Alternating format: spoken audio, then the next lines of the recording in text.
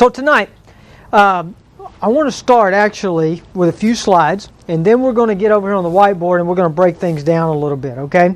And as we go along, if you have a question, okay, let me know, kind of flag me, and then I'll try to get to it as soon as I can, okay? So, first of all, the goal here tonight is not to get you better looking in your casket. Do you understand what I'm saying? In other words, a lot of people think it's weight loss at any cost. It's not. It's not weight loss at the cost of your health. Okay? The goal here tonight is to teach you how to lose weight and improve your health, or rather, shall I say, by improving your health to lose weight. Okay? So that's critical. All right? It's critical we have the same goal, because if we don't have the same goal, we're going to end up maybe doing the wrong things. So this is a little bit about my training. As Christy mentioned, not only a chiropractor and a certified chiropractic wellness practitioner, board certified in integrative medicine, also a certified gluten practitioner, which, yeah, Bill, you were asking about some of the things about food. And I've trained in this specific area about how our food is different today than what it was the way God created it. And that matters to us. You have genetic, in other words, your genes are engineered to see certain things as food. And if it doesn't look like that, your body sees it as foreign. And when you see something as foreign, God gave you a system to protect you from foreign invaders. And what's that system called? Your immune system. Okay? That's important. Remember that. Because you can actually get your immune system to begin attacking food that doesn't look like food. Okay?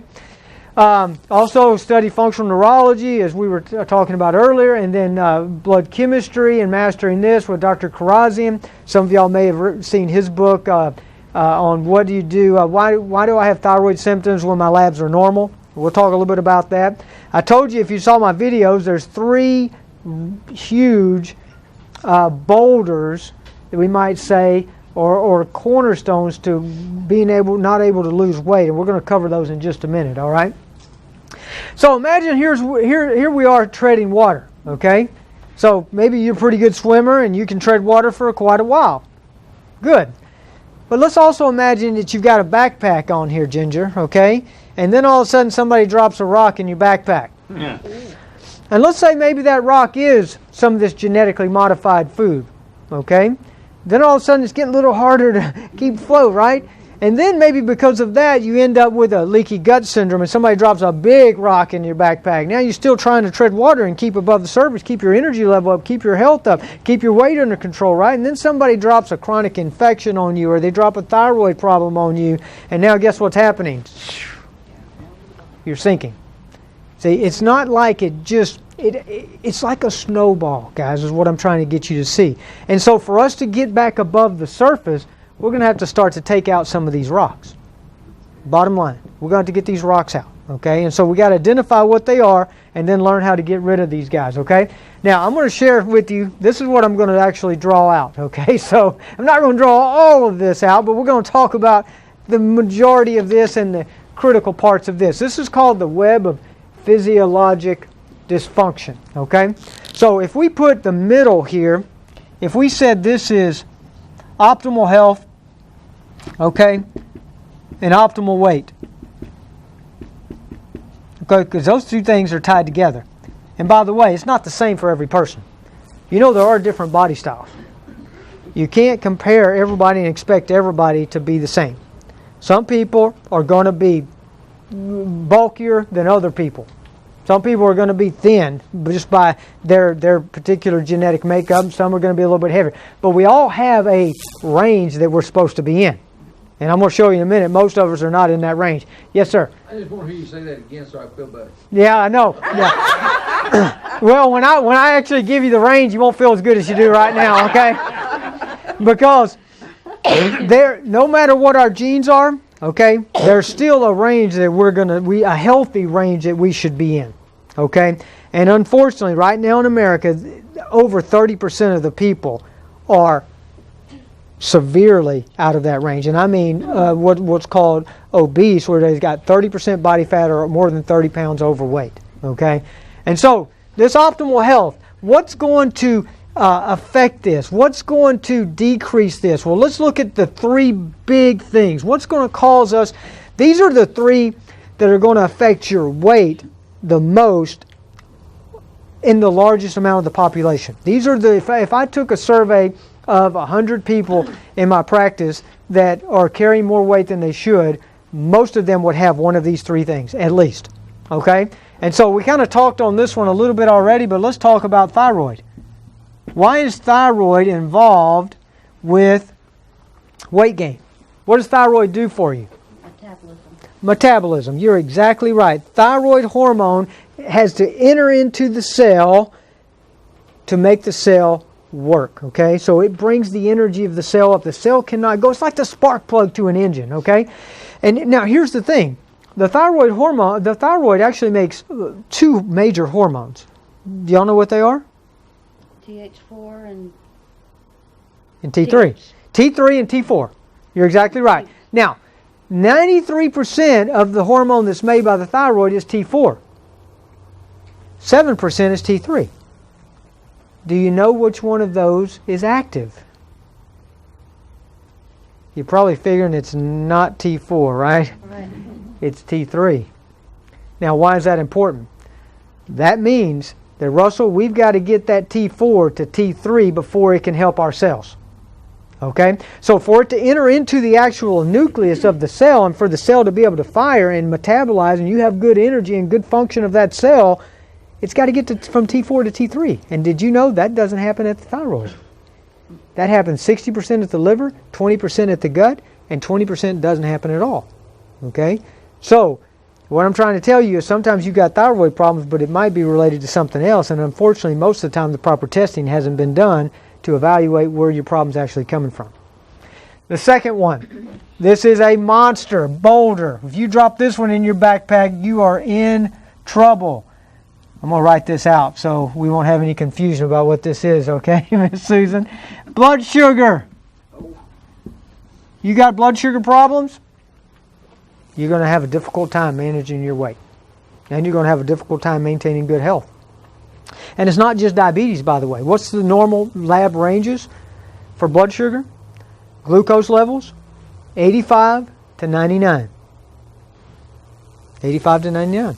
That's normal. That's optimal. If it's outside that, if it's lower than that, you're hypoglycemic state or reactive hypoglycemic. If it's above that, you're insulin resistant. And if it gets above 126, then you're diabetes, right? Okay? So, blood sugar is huge. Blood sugar causes a lot of other problems. We'll come back to that. But let's get to the third one, the big one here, okay, that goes along with that, which we mentioned just a minute ago, is our gut. Okay? And let's say leaky gut syndrome. Okay? What does leaky gut syndrome mean? Does anybody know? Kind of get an idea maybe. It's also called intestinal permeability. It means it leaks out. It leaks out. And guess where it leaks out to? Where does it leak? Your bloodstream. Your bloodstream. You're 100% right, because guess what? Your intestines, by the way, are supposed to leak. Y'all did know that, right? How do you think you're going to get the nutrients from your food into your bloodstream to get to your cells so that you can feed them? But guess what? It's only supposed to let out the nutrients. In other words, once the food's completely digested, once it's broken down into minerals and vitamins and amino acids and things like that, then it can pass through. When it's letting, okay, so look at it like this. This is a protein. Let's say this is that gluten protein, okay? It's one of the biggest, one of the hardest to digest. That's why it's a problem for a lot of people. Okay, so then when we break a protein down, we get what's called a peptide. So now it's a little smaller, okay, but still big. Then we break it down to an amino acid. Now when we get it down to amino acid, this is supposed to pass through the gut and go into the blood. If we got this or this passing through, guess what we learned a while ago? It goes into the bloodstream. Your system that God gave you to protect you, called your immune system, sees this and said, hey, you're not supposed to be here. You don't look normal. We've never seen you before. We're going to attack you, and we're going to get rid of you. And then guess what happens if that gluten protein comes in the bloodstream again tomorrow? and the next day, and the next day. Then you know what happens? Your immune system says, look, we told you already, you're a bad person, you're not supposed to be here. We're going to put a flag on you now so that every time we see you, we're not going to send one guy to take care of you. We're going to send an army. And that's called an antibody, and this is when you now have a food sensitivity. Okay? Now, food sensitivities go right up underneath this, okay? So now we're starting to talk about some other things that are also involved. Food sensitivities are a major, major problem why people can't lose weight. Because food sensitivities lead to another problem, which is called inflammation. Now, the reason I didn't put this as one of the essentials, because every person that's overweight has this. Every person has it. But the reason is, it's really not the foundational problem. There's something already going on that's causing this. But it's absolutely involved in your inability to lose weight. Until you get your inflammation down, you cannot lose weight. Here's the bad news. Fat cells are inflammatory. Here's what else we learned. Guess what? Inflammation, and one other thing I'm fixing to cover, are big. They're actually saying now, finally the medics are actually saying, the medical doctors are actually saying, you know, maybe it's not so much cholesterol that's causing all these heart problems, but inflammation. You see? So they're even starting to kind of come around to what we've been saying now for about 20 years, is like, cholesterol is just there taking care of doing what it's doing, trying to heal the damage that was caused from inflammation. Okay? So, the next thing that goes along with this leaky gut is chronic infections. Okay? Man, these are rampant, and people don't think about this because we've been taught that, oh, infections, you got symptoms. You got like a fever, you know, you got swelling or something like that. Not with a chronic infection. That means it's going on all the time, but your body it's keeping in check. In other words, the infection is not overcoming your immune system in your body, but your body's also not overcoming it. They're getting up every morning and warring. You understand, there's a battle going on every day. Guess what happens to your immune system after a while on that? It gets weak, it gets worn out, it gets fatigued. And this is where a lot of times you'll see people's white blood cells begin to dip low on their lab, because now they're starting to use up so many white blood cells fighting these chronic infections. And this is a major problem, and most people don't realize. One of the most common ones is H. pylori. You ever heard of H. pylori? Gut infection, okay, but it can get to anywhere in the body. After it starts in the stomach, it can actually go to any other tissue, and it can even embed itself in the thyroid gland, and it can affect your thyroid. And also, it can cause an immune system attack in your thyroid, which is called Hashimoto's, which is an autoimmune thyroid. So now that we're on this, let's go ahead and talk about the next one, which is autoimmunity. So autoimmune conditions absolutely cause inflammation and a weakened immune system, and it prevents you from being able to lose weight until that autoimmune condition is under control. You understand? Once you have an autoimmune attack, or let me just explain this. Do y'all know what I'm talking about when I say an autoimmune condition? Your immune system is attacking your own tissue, okay? It starts off with just an autoimmune attack. Then you develop an autoimmune condition, and then you develop an autoimmune disease. And it's not a disease until it's damaged enough of the tissue in a particular area that it can't do its job. Take, for instance, like Hashimoto's, which is an autoimmune thyroid problem, okay? You can have an autoimmune attack, and you can see that in the labs, but the thyroid can still be working normally. But if you don't stop this, before you know it, then you have an autoimmune condition. That's where you actually now start having symptoms, but you haven't crossed the line to where now your lab is off enough that they say you have an autoimmune disease. You see? So it's a progression, all right? But it needs to be stopped. And anywhere along the way, it's going to prevent you from being healthy, and it's going to prevent you from being able to lose weight. And so then, another one we talked about indirectly is liver. Liver, of course, is not only a detoxifier, and fat cells, by the way, also store fat. Fat cells also store toxins, okay? And so when you do start losing weight, you have to have good liver function to be able to detoxify the body. Let's see. What else? Inflammation. Okay, one more tied to thyroid. Let's go two more. Adrenals. We talked about energy, right? Adrenal function, okay, is going to affect, these two are going to go hand in hand. Adrenal function and thyroid are going to go hand in hand, okay? And then lastly, one more I want to talk to you about because it's tied to energy also, is mitochondrial function. Y'all know what the mitochondria are? Okay, mitochondria are an organelle. That means it's an organ of a cell. Okay, so cells they're not just one thing. They have a nucleus, they have a cell wall, they have different things in there. Okay, and one of the things they have is called mitochondria. The mitochondria is the energy pack of the cell. Mitochondria produces what's called ATP. ATP is what your cells use for energy. If your mitochondria begin to shut down, you will not have good energy. And so this is an issue that again begins to cause fatigue, and then you got low metabolism, then you gain weight. That's not all. I could have went a lot further, okay? I mean, I'm just kind of hitting the major foundational things. There's a lot of little legs off of these things that we could go into, but this gives you enough to know that it's not as simple as just changing my diet and eating less calories. It doesn't always work. You understand what I'm saying? Because there may be something else going on, okay? And there's 100 different diets out there on the internet, and every one of those diets has worked for somebody, Anita, okay? But every one of those diets didn't work for somebody else, and usually a whole lot more people it didn't work for. And this is why. Because not everybody has the same problem, okay? So, with that said, let's talk about the next thing, all right?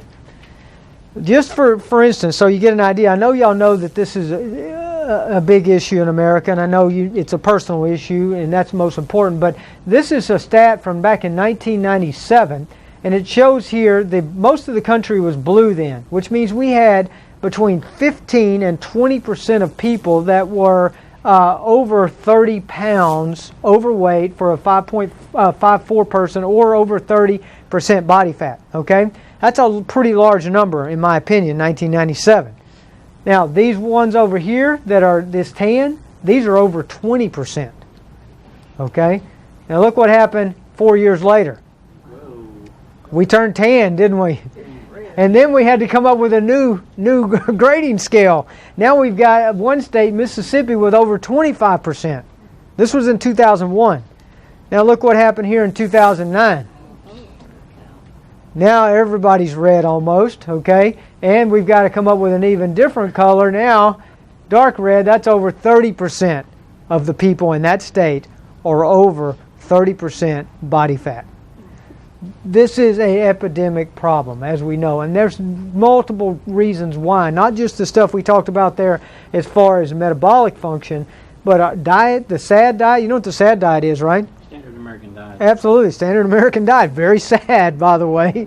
Okay, lifestyles are a factor. Okay, we'll talk more about that in a second. Hormones and mindset and culture, a big one. Okay, and marketing and everything else, that tells you how much you need this food that's not good for you and stuff like that. Now, here's a question: do you believe that you're overweight because you're unhealthy, or are you unhealthy because you're overweight?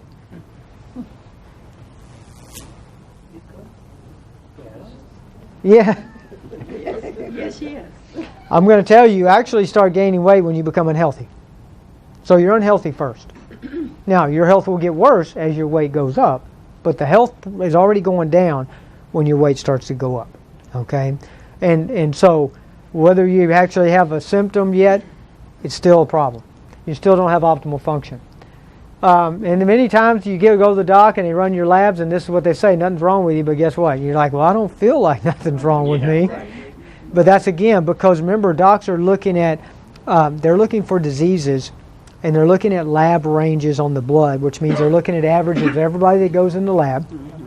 And you already know that everybody goes in the lab is not healthy. So you've already got a wide range, okay, and it's not a healthy range. And so you can be outside the healthy range, which are functional ranges, which is what we use, and you still don't have a disease, but you got a lot of symptoms. You see, and that's commonly happens. So let's look at this. For all chronic health conditions have some common threads, the things that we talked about. Some of these we talked about, some of these we haven't even talked about yet. But this weight loss resistance syndrome is huge, but then look, we got all these other things that have some similar threads. So a lot of times you got this, but then you got a few of these other things over here on this list also going on. And they all tie back into some of these foundational things like the autoimmunity, anemias. Why do anemias affect your weight, number one, and your health overall? What is an anemia? When you have an anemia, what do you have a problem with? Red blood cells. Red blood cells? And what is that? And what do red blood cells do? Carry oxygen. So what do you not have enough of? Oxygen. You don't have enough oxygen for your cells. Your cells got to have oxygen. Okay, so anemias affect everything. And by the way, if you got an anemia, what's the first thing you should be thinking? What do you think? Need iron. Maybe, but why? I picked on you because it goes back to what you were talking about earlier. Because your body's lacking it? Yeah, but why? Because most people, that is possible. Some people don't eat meat. And that's a big problem. But I always ask them that when I see an anemia. I say, well, it's one of three problems here. You either don't eat meat, and they're like, oh no, I eat meat, okay? Or you don't absorb it. And I was going back to the gut. That's what I was headed toward, okay? Because you mentioned that. If you got anemias, you got a gut problem most of the time. Or you've got one of these inflammations or autoimmunities or infections where now the body's getting enough iron, but it's hiding it because iron will feed those three things right there. And your body's created intelligent, and it won't purposely throw gasoline on the fire. You see, it'd rather struggle with an anemia for a little while than it would to let this infection get fed or let this inflammation ramp up even higher. Okay? How does sleep apnea affect that? Sleep apnea can decrease oxygen, obviously. Yeah, so that can be a big problem too.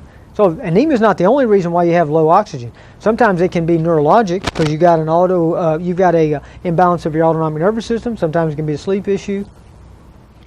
So, but blood sugar we already talked about, liver, and this here, fatty acid metabolism. Did you know when your gut starts getting bad, this is one of the first things you have trouble with, and especially if you got a gallbladder or a liver issue, the liver and gallbladder work together to digest fats.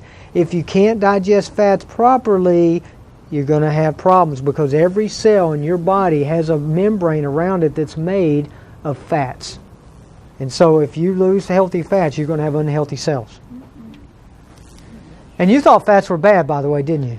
We've been in this fad for now 30 or 40 years where they've been saying low fat, low fat, low fat. And even they're finally starting to come around on that, these medical authorities, and saying, well, there's good and bad fat.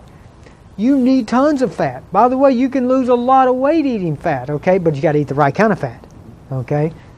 I was watching a thing the other day about high fructose corn syrup, and since they're having a hard time making that the villain Yeah. that it is, they decided to blame fats because nobody's particularly concerned about fats, and that sounds like something we ought to fix. Well, yeah, fats are easy to blame. You know, it just sounds bad anyway. You call it fats, it's like, They don't have an advocate. exactly. They don't. Yeah, nobody's advocating for them. But the fact is, yeah, they even try to pass off. It's made from corn, so corn syrup is supposed to be good, right? It's not. Yeah, phooey. There's a whole lot of things we need to talk about sugar, but I promise you it's going to take way too long for tonight. But this, the sweeter they make it, the worse it is and the more abnormal it is for your body. You know, our bodies are used to getting sweet things from fruit.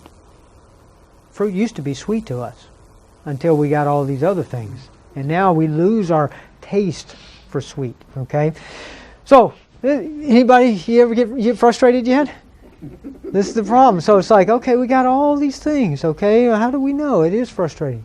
Question about cane sugar. Mm-hmm. Unprocessed cane sugar apparently is high in chromium, which you have to have to metabolize sugar. Mm-hmm.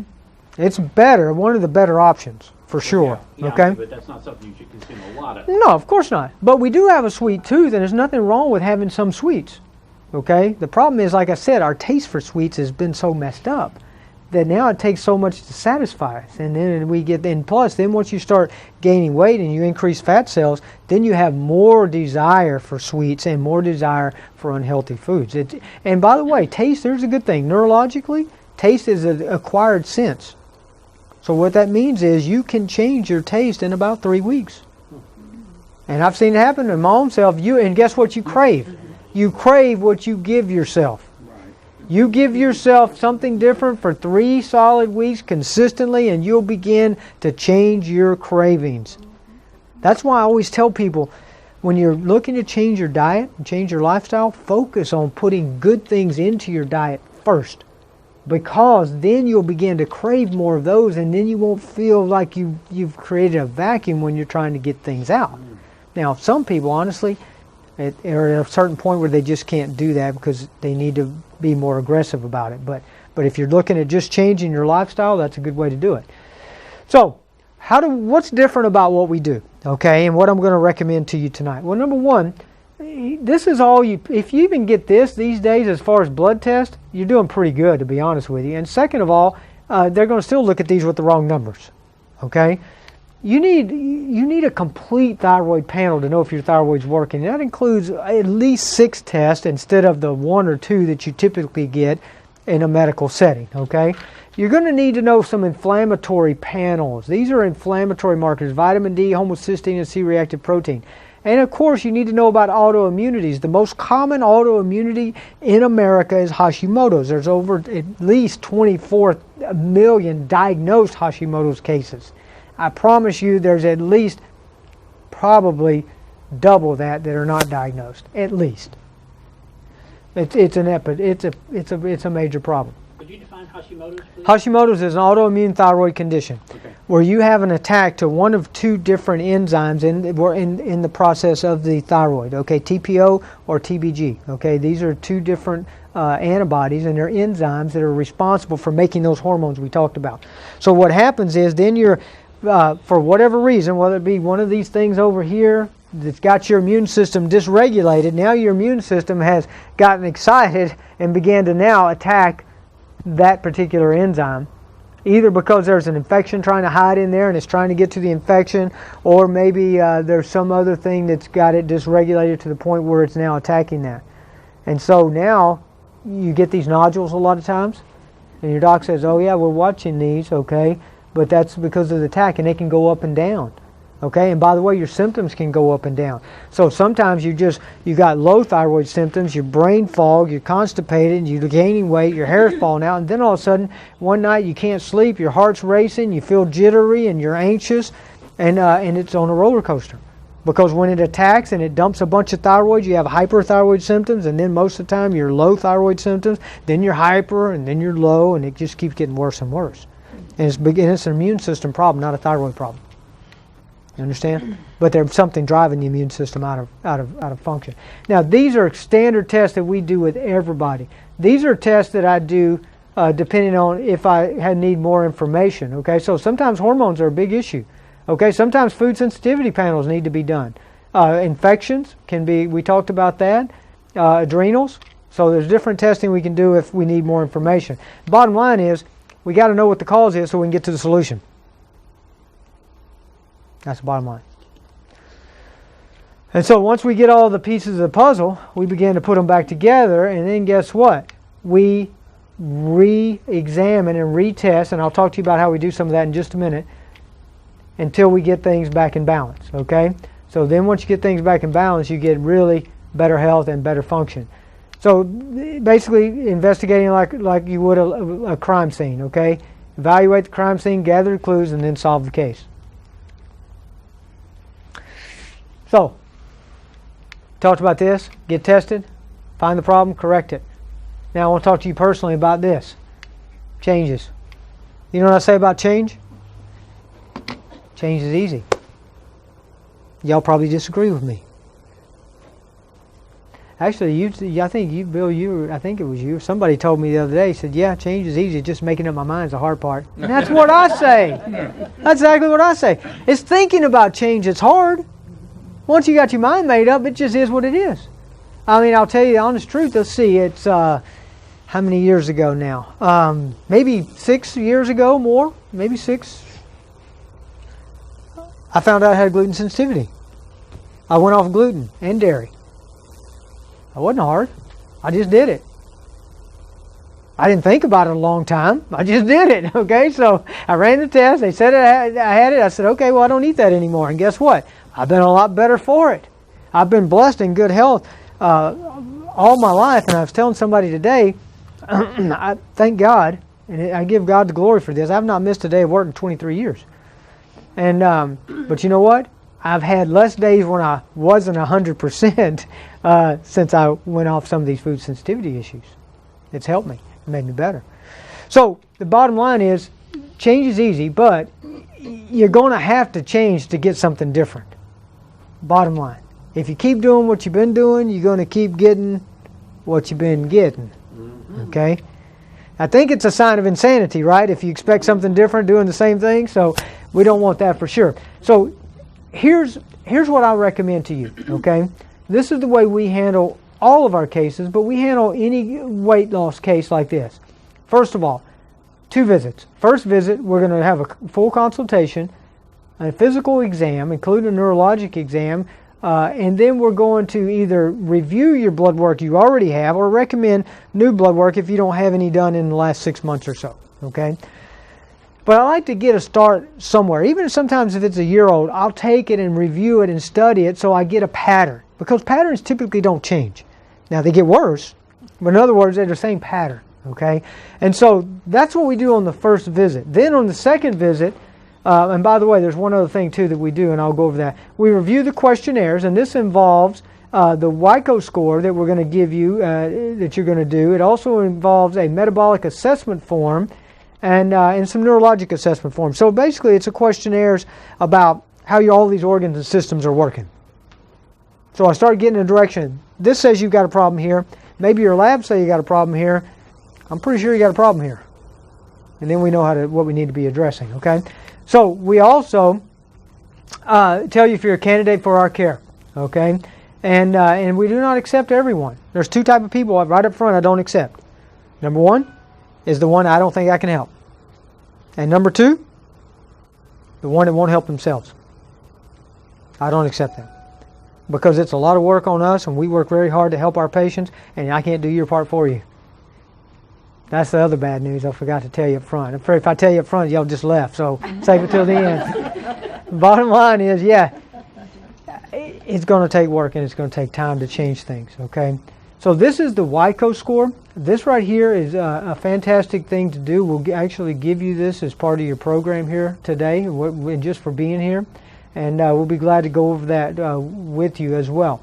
That's a gift from us, okay? So normally $75. It takes you about 30 minutes to do it. You can do it online.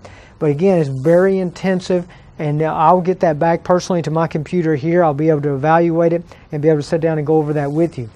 But if you decide you want to work with us here in the office, this is my rules, okay? Number 1, you got to be willing to make lifestyle changes.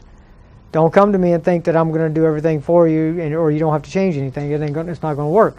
Number 2, you already heard me up front. You got to say I'm responsible. Okay, nobody else is going to help you, and your insurance company's not responsible, and President Obama's not responsible, and nobody else is responsible. Okay, so I would like to blame it on some people, including our leadership, but I can't. I mean, ultimately, nobody's stopping me from being healthier. It's kind of like Zig Ziglar said.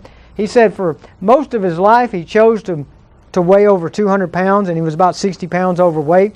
And he said, I chose that because he said nobody ever held me down and forced food into my mouth. You know what I'm saying? So it was a choice to some extent, right? And now you got to be willing to pay for it because this stuff is not covered by insurance. Bottom line. I mean, insurance, I've never seen a car insurance that covered changing your oil. I've never seen a health insurance cover a gym membership. I've never seen a home insurance cover you getting your eaves cleaned, you know what I'm saying, and painting your house and stuff like that. It don't cover wellness stuff. Now, if you end up getting sick enough, you end up in the hospital, well, you'll be, thank God you had your insurance, okay? But it's not going to cover things to make you healthier. It's going to cover things to help you when you're really sick. It's crisis care. It's really not health care. Understand the difference. And so, but our typical programs, now this is for an intensive 3 to 6 month program, with me telling you exactly what you need to be doing on diet, what you need to be doing for nutritional support, what kind of lifestyle changes you need to make for 3 to 6 months. And typically I see you a couple times a month on that, okay? And it has to be specific to each person. There's a little bit different variation for each person typically, and different hierarchies. In other words, if we're going to fix some of these and really get you to lose weight, and I'll give you an example. Okay, I had a woman in my office today. I actually recorded a video. I don't know if we got that video. I don't know if you got it yet. It was emailed to you this morning. But that's fine. Put it on Facebook. You guys get on our Facebook page. You'll see it. But basically, Christy said, please get on Facebook. Join, like our Facebook page, please. If you got Facebook, get on there. Make Christy happy. She told me she's lost 13 pounds, okay, since she's been seeing me. Now, that wasn't why she came to see me, and that wasn't a really big issue for her, but she's happy about it, and she actually lost 8 of those pounds the very first week when I told her exactly what diet to get on, which was shocking to me, okay, that she had lost that just immediately. Now, she'll tell you in the testimony, she's feeling a lot better and a whole bunch of other things, but I thought, and by the way, she said she never starved herself. She was never hungry. And she said, now I tried all kinds of other diets before and I never lost more than a pound or 2. That's exactly what she told me on the testimony. And she said I was always starving. I was always hungry. That's not right. You see, that's not the way it works. You know that. You've tried that before and it just doesn't work that way. Okay? So, you are going to have to pay for it, bottom line. And here's my offer if you want to get started. Okay? The first 2 visits, I usually charge $285, including everything we talked about on the first 2 visits, including the lab review. I'm doing it tonight. If you want to get an appointment, I've got 6 appointments available for this. Everybody gets the Wico pass. Everybody gets through the Wico. I'll personally have me or my staff member will go over that with you. No matter what, that's my gift for you being here. If you want to go further with us and you want me to help you with this situation, getting things back into order, then I'll discount the first visit just to see if we can help and to see if you want to work with us or not. Okay? $49, that's it, okay? You're also going to get a DVD. On the DVD, I'm going to go into some of the things that we went over tonight and some other things. It's from a previous workshop that I did that was a little bit different than tonight, okay? Now, I'm throwing you a life preserver, okay? That's the bottom line. Tonight, you get an opportunity to take responsibility, okay?